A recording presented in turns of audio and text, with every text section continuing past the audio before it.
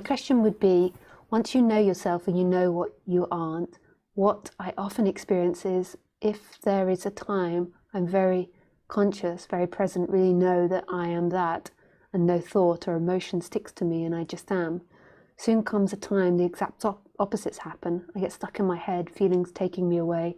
I even lose hope of non-duality, and it's difficult to remember who I am. It's almost like waves of me. After this comes this, after awakening comes sleep. Will it fine-tune it once? Thank you so much. For the person asking about addiction, Paul Hederman speaks about it a lot in his two Zoom talks. Maybe he can get more to know there. Paul was hard drug addict and speaks a lot about it.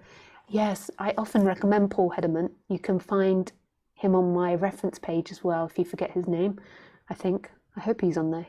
But yeah, for the addiction, he's great for speaking about that. Paul Hederman is his name.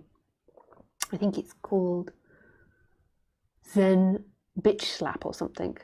I've forgotten what it's called, his channel. So the emotion sticks. So yeah, this often happens, this flip-flopping from one to the other. But just notice in the way that you expressed it, like you feel like you know yourself. Who knows themselves?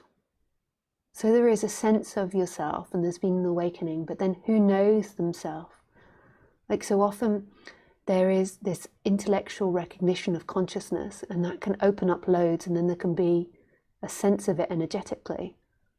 But then there's still someone that is having experiences and believes that the awakening is in experiencing, whereas that which wakes up is beyond the person.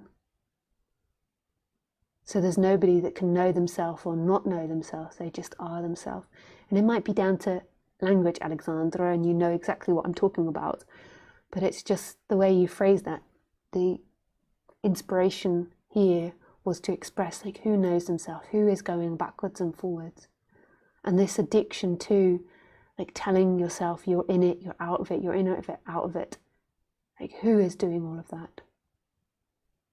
Who is forming these stories about yourself? Who?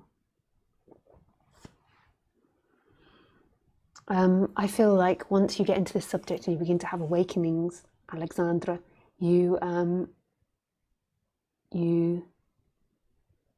jump into the river. So the Buddhists that I were with used to call it stream awakening. Like, so you're in the river that's going to take you to the ocean. Like, that's happened, and it will begin to happen. Your karmas, your seeking patterns will become more evident. Like, what keeps you in the story will become more evident. Nice.